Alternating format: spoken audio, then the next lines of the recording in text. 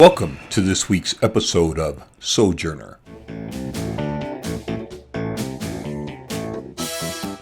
Welcome back to the ongoing series, How Spaces Define Masculinity, a Black and Black-Biracial Men's Initiative. My name is Carol Jean Matthews-Shifflett, and I am the CEO of the Sojourner Group. I'd like to start by thanking my sponsors, the Utah Jazz, Planned Parenthood Association of Utah, Pacific Island Knowledge to Action Resource, PCAR, the Utah Coalition Against Sexual Assault, UCASA, and Inlighten Productions. Let me introduce Charles Odoms of Hartford, Connecticut. Charles has a master's in social work, is a counselor of men. He is also the founder of Black Heritage Film and Discussion. And next we have Al Davis from Washington, D.C. Al is a pianist, composer, and an IT business owner. And lastly, we have Jack Haslip. Jack is from Salt Lake City, Utah. Jack is a retired director of career and student employment services from Salt Lake Community College. Gentlemen, welcome. So here's a question. Do any of you have sons, and have you expressed sons that you've expressed thoughts on masculinity to? Or grandsons? Yes, I do. I got three hard-headed boys. Right. Yeah. Where'd they get it from? And we've had the conversation about what it means to be a man, what it means to man up and take care of responsibilities and those types of things. And they, not only my conversation to them, but their conversation back to me about this time in this era.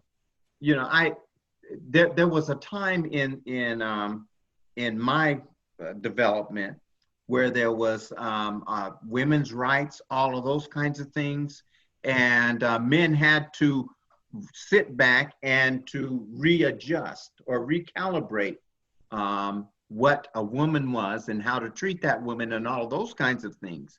Now, given where we are in this society, you have to be able to say, just because you go out and you earn more money than me, it doesn't hurt my masculinity, because I'm still able to defend, protect, and provide at the highest quality I can, regardless of all of that kind of thing. And you being a strong woman just adds to this mix. So we're just going to go out and conquer the world. Yeah, I'm not intimidated at all by a woman who makes more money than I do, or who can take charge sometimes. That's fine with me. You know, I don't have a problem with that. So if you can do it better than me, go ahead and do it. Yes. Why do you think that Black masculinity is a threat to society or to white society? Oh man, that's the easiest question you've ever asked. Yeah.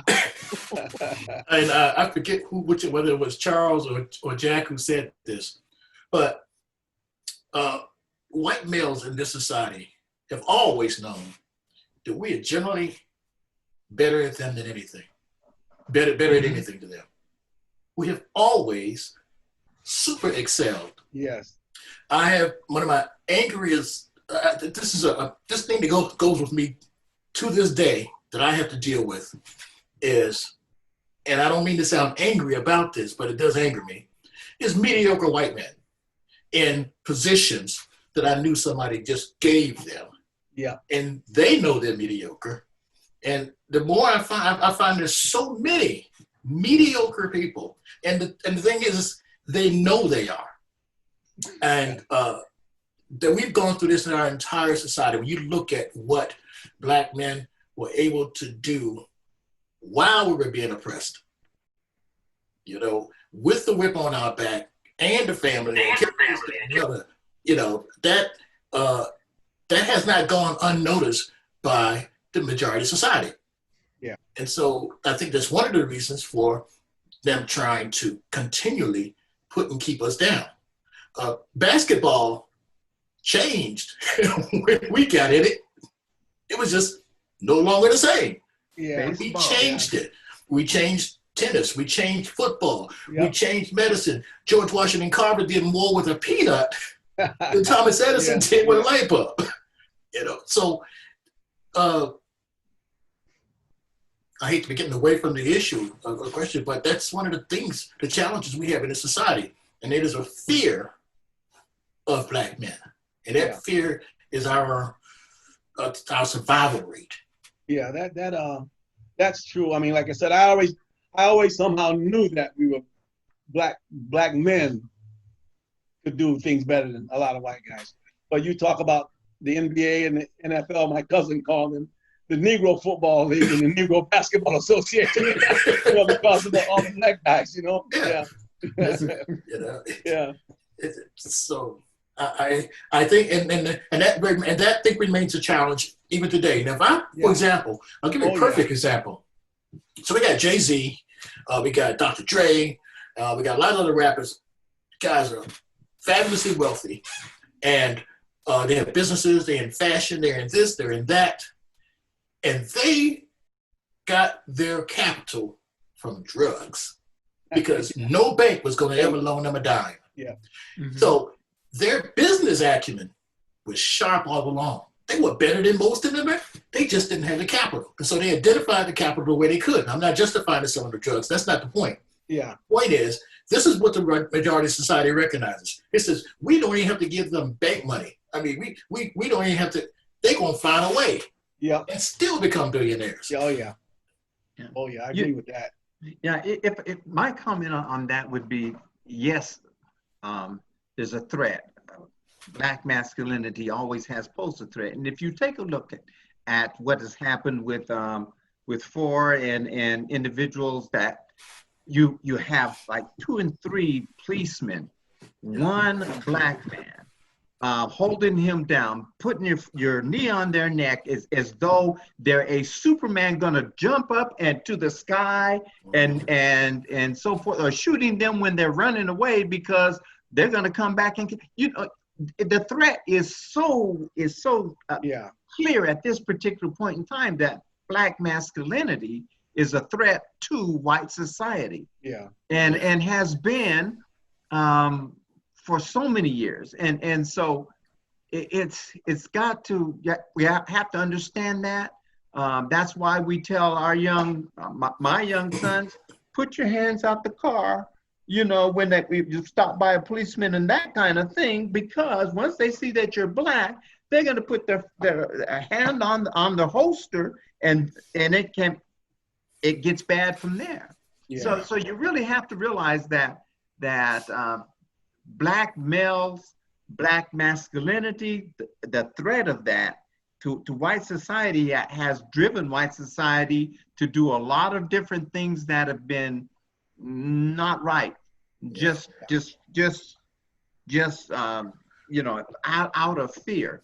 Yeah. And my wife said something to me today. She said, someone said that the society should be lucky that black folks don't want revenge. Oh, yes. Don't want revenge, just want equality. Exactly. But that whole thread about being black, and I keep saying every time I see this happen, why are you so threatened that you gotta pull your gun? When there's 2 and 3 of you and one of them. Yes. Yeah. Of us, actually. Yeah, that's right. So, what D.L. Hughley said, he said, the most dangerous place for a black man is in the mind of a white man. Yeah. This view of us. Yeah.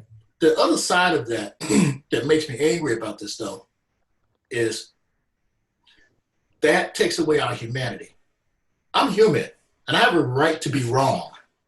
mm-hmm. I don't have to be this whole idea now. And I heard you say, because what you tell your sons, you tell them that to keep them safe, right? Yes. And understand they get an opportunity. Yeah. And this generation, and they recognize that, but they still chafe against it. Because they do, because exactly, because and that's the thing that bothers me. It bothers me about having to do that, because you're taking my humanity away. I shouldn't have to be Superman. I shouldn't have to be perfect. I shouldn't have to be good. I shouldn't have to be anything but me not breaking the law. But when they feel I got to go through all of these things, because of this sense of my black masculinity being some superpower, like you say. Even though it is, it takes my humanity away. It takes my humanity away. And that bothers me And I'm not sure what the answer to that is. I've talked to my son about it. My son's 29 years old. The age difference between him and my daughter is 11 years. She's 41. And he doesn't really get it, except that he's wide open. It's like, oh, what's wrong with me? And that's this new generation. Well, I didn't do anything. Yeah. What's wrong with me? And that's good, but also dangerous. Dangerous. Yeah. You hit on something that I think is important for me to remember is that, see, and getting back to those young black guys and all that stuff. Now, here we are in this society, and as a black male, and I'm the idea of masculinity. Now, I gotta sit here and take these slights and insults, because if I don't, I might end up dead. So all of my life, I swallowed stuff. So, and when I look at black males and those young guys nowadays, the damage that it does to us.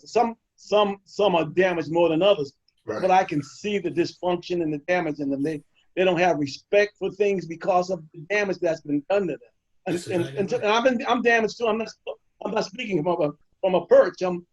I know I was damaged by that experience of being a black man in the society. It's a hard, some days I wake up, I'm doing just fine, and walk out the door and something nails me to remind me that I'm nothing but a nigga. Wow. And man, then some days you want to kill somebody. Some days you can deal with it. Yep. Some days, man, you just want to cry. Just want to sit down and cry. It hurts. Some days it really hurts. I'm quite sure you guys have experienced the same thing, man. All of that, man. Yeah. All of that. I agree. Yeah. I agree. Assault on our masculinity and our humanness. Yeah. I remember about 15 years ago. No, maybe might have been 15 years ago. 10 years ago, I was in therapy, and my therapist was a black man, right? And so he's listening to me go through these issues, right? And he said one thing that made all the difference to me. He said, "Al, you got to remember, no matter what anybody says, that you count." Yeah. And this society has been trying to take that away from me. Right on. I'll never forget him saying that. I don't know if they had anything to do with masculinity or not. I guess it was because I was going through all of this stuff. But that was something that when he said that, and that's why I can remember. Now, he said a lot of other stuff. I truly don't remember a lot of the other stuff, but I remember that. Yeah. Well, can I say, Carol, before we get off of that, just quickly, there's a professor at the University of Utah, and he talks about fatigue, racial fatigue. Racial battle fatigue. Yes, racial battle fatigue. Yeah, racial battle fatigue. And so, Charles, as you talk about us all being damaged, you're absolutely right. I believe, I know that sometimes I had to swallow hard. Yeah. I couldn't get up and tell them exactly what I thought in my mind because of my work, my job, all of those kinds of things. Yeah. And you do become fatigued. Yeah. And it's like it's like you're in a war, continually in a war. That's why you have to come home. Yeah. Out to your garden or go to the lake and fish. No, all I'm saying is that the fatigue is real. It's real. Yeah, it's real, and it builds up over the years, and it eats at you. Yeah. And here's a little caveat. I want to throw this in because I think it's important. So what happened here in Hartford is everybody ran to the suburbs and the black community because we were integrated or whatever. They let us move into the suburbs, and we left that safe haven. When I got to the north end, I knew I was home. I could find out what was happening tonight, the parties or who. But that's all gone for me now in Hartford. So there's no black community anymore, like it used to be. And that was a balm for me, a salve, and it really soothed me. We've had this discussion before. A gentleman at the church that I was at grew up in Hartford, right? His name was Roland Caldwell. He passed. Okay. But we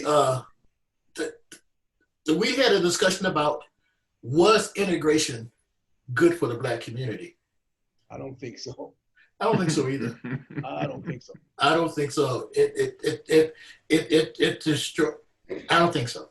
That structure. We, you know, like you were saying, we had all these black lieutenant lived in our neighborhood. Stuff like, I mean, all these people. It was a mixed neighborhood. It was.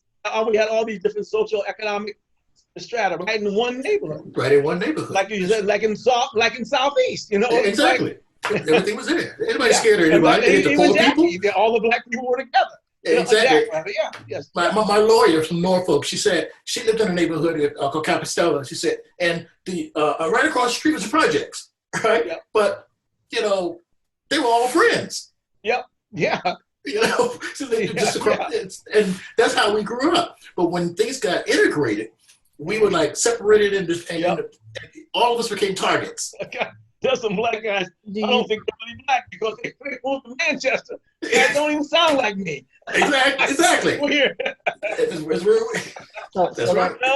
When they moved you away from your communities, it kind of took away from your idea of, well, you had to change. You had to, I don't want to say assimilate. I don't know if I want to use that word, but you had to mold yourself to be like, quote, like particular men in that environment, because you were a black man and there was always this negative image of you. Is that what you're kind of saying? I mean, some of us tried to assimilate. I mean, because there are brothers, you know, who I just felt like they just straight up trying to assimilate. And basically, I look back at it now and I'm saying, okay, they were trying to survive. And they thought assimilating was going to help them survive. And that's fine, that's well and cool. But you ended up lonely. Yes. It's lonely. Mm-hmm. Yeah. Yeah. So I just want to hit on that. You know, Malcolm X, I think, said it best. He said, "We've been bamboozled. We've been hoodwinked. Mm-hmm. They made us believe that what they were doing, we were trying to get to them, wherever that is or whatever it is, to be white or to do." So a lot of us bought it. A lot of us bought into it. Yeah. I'm not. I was one of them. So then, when you get there, you're not accepted. Mm-hmm. You know. Anyway, so exactly. So you know, but we were bamboozled and hooping. That's what I'm telling you. We all bought some of that. Right. That idea of white is right. You know? That's right. And the civil rights movement, its focus on education and integration was the reason. Now, my parents were never strong integrationists, and they didn't fall for it because I don't know, probably because of the era they grew up in. Again, like I said, my father was born in 1914. My mother was born in 1920, so they grew up, you know, in a whole different environment. They grew up not believing white people. They knew better. Yeah, and not trusting. There you go. That's the term I'm looking for. You're right. What was that term?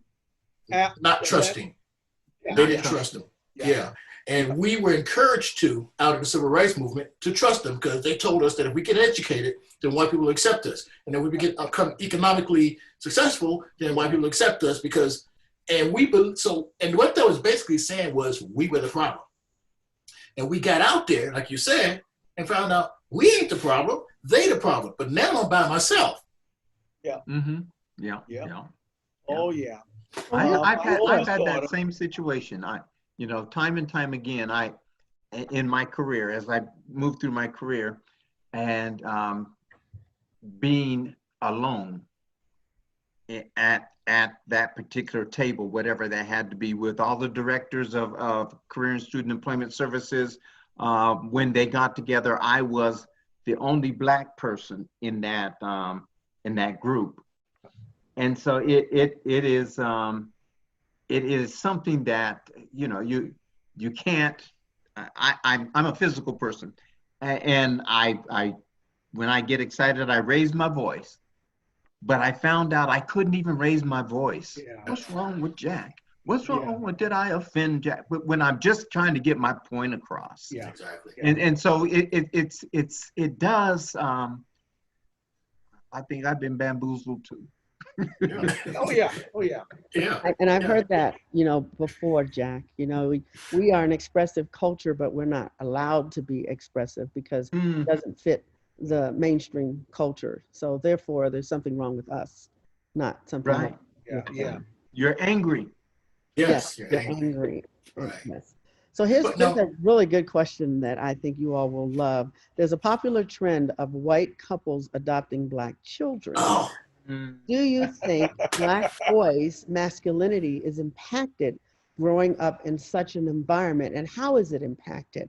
And I think I would like to add to that, does the father make a difference? Because I had a call with someone who said, I didn't grow up with the experience of having a Black father. And so when I hear Black men speak, and he's biracial, Black and white, and he said, when I hear Black men speak who both have a Black parent, my experience was not theirs because my father was white. Okay. So But you said adopting Black kids. Black couple. boys. It said Black boys. Do you think it'll affect Black boys' masculinity? I saw think it's two. Go ahead, Al. Charles, go ahead, because what I'm going to say is not nice. So you got to go first. Well, my thing is this. I mean, I don't know, but there was this.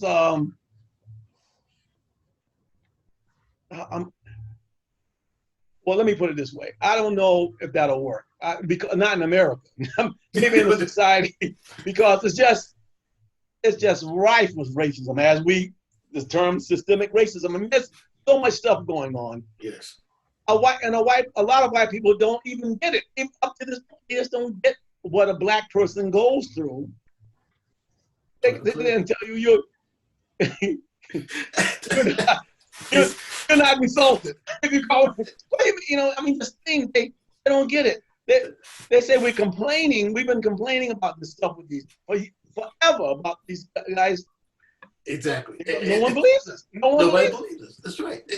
I saw today, the reason why I say today, well, let me tell you this other short thing before I tell you what I saw today, because today I just got angry. There was a friend of mine, Denny, years ago, this couple moved in next to her, and they had adopted a Black child, right? Two of them.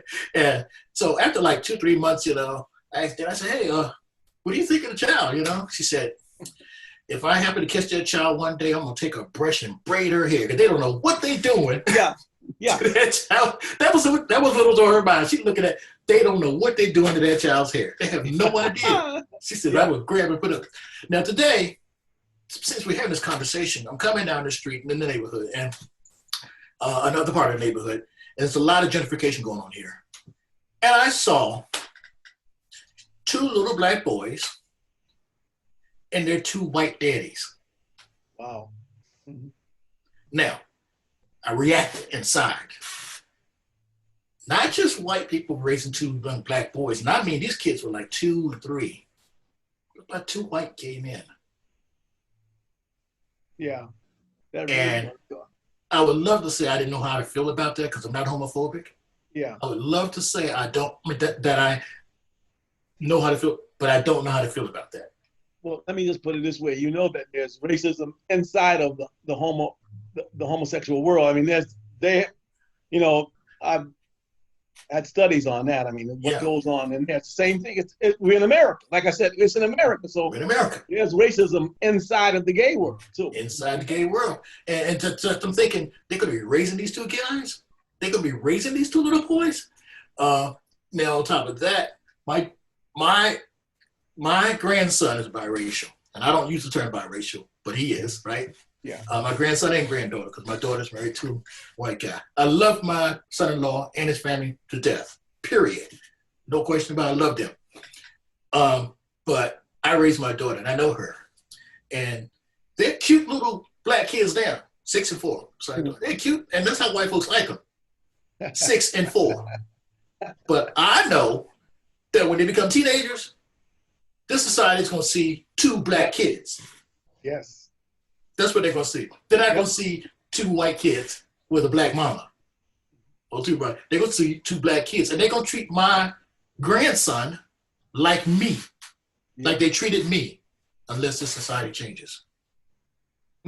If I weigh in on that, we see that a lot here in Utah, that white families will adopt Black children. And the value of having a family for those children, I accept that. I wholly accept that. I think that that's important for the development of a child. When you talk about a white man raising a black child, a black son, that child is going to have to go through the same developmental kind of definition for his masculinity. And I see that as a tremendous challenge. Yeah. Tremendous challenge. But I think if they took on the responsibility of adopting that child, knowing that that child's from a different culture, that they need to make sure that that child understands the culture and has an experience in the culture. Yeah. Because as we all know as men, but when you talk about that first thing about defend, that kid is going to have to defend themselves against their peers. Yeah. Yes. First, I mean, as they leave the house and so forth, from their peers. So they need to know what it is to what their black culture is. Will they ever know what it is to live in a black family? Yeah. And to be able to watch black struggles and those types of things? Maybe not. But I think that the development of that child is definitely a challenge. Yes. For their masculinity, for their idea of manhood, and anybody adopting those children need to make sure that it's not just for cutesy kind of stuff, or for just humanity, because it's a serious responsibility. Absolutely. So I really I think for that child to have a home, my heart goes out, and I say that's the good part. But get to work. Yeah. That's going to be a challenge. But yeah. So you're saying that teaching young black boys, white parents cannot teach young black boys masculinity in such a way that they're going to need it? I wouldn't say they can't, but I think like Jack said, you can't go on this thing with blinders on. Yeah. And I don't know who determines whether they really know what they're doing or not, but I'm just saying, like Jack said, this is not just a question of cute kids. Yeah. In this society. And I'm not always sure if white folks understand that. Oh, yeah. There's a couple at my church. Now, this was interesting. White couple who adopted 2 black kids. They were brothers. And they tried to have children for years. They couldn't. They adopted these 2. And I love this couple too. Good friends. And after they adopted him, after they adopted these 2 boys and so watched these kids grow up, she got pregnant. And so now they got a son. And the oldest kid, the black kid, he's away at college, and then there's another one and so forth. What they did, though, was they stayed in the black church. Mm-hmm. They stayed in the black church. And so all of us had a role in being role models for those boys. Right. I agree with you 100%. It's someone had a chat there about relevancy, and you look at it and you say, hey, no one has a blueprint on this, and I would like to hear from some of those young or older black children that have been raised in a white family or with a white father and so forth. But I don't think you teach. You can't teach this whole idea of manhood as much as they're going to experience it. Now, you can give them the building blocks, like I think my father gave me, and like how you talked about, you learned in the church how a person should act, but their experiences that they have and understanding how society views them is so important, about their masculinity. And so I don't know if you teach them masculinity. I don't know if I was taught masculinity, but I was given the building blocks to develop my masculinity. You're shown it. If that makes any sense. Yeah, I was modeled for you. Yeah. Do you ever do this, Charles or Jack? And this is just a little light moment. This is funny. I got this large mirror in the hallway, and occasionally I'll walk past that mirror and see my father. Yeah, Yeah. right. Yeah. Oh my God, turn it into the dude, right? So it's you're becoming like so it's a part of being seeing it too, right? Yeah. See, that's what Jack was. A lot of that stuff you learned. He didn't say, "Here, this is how you do it." He modeled it for you, and the other part I like that you've never done. He's a true brother because he threatened to cut his boss if he didn't give him the break. That's a true brother there. I love that. Well, I heard him guys will cut you in a minute. Man, watch out. Right. That was masculine. That's right. And showing is everything. And you see it as you get older. They can pull them out fast too, man. like that generation. Never knew about it though. My father's a deacon, man. Yeah, Deacon in church. Is that something? Yeah. Stay tuned for the next episode on How Spaces Define Masculinity, a Black and Black biracial men's initiative.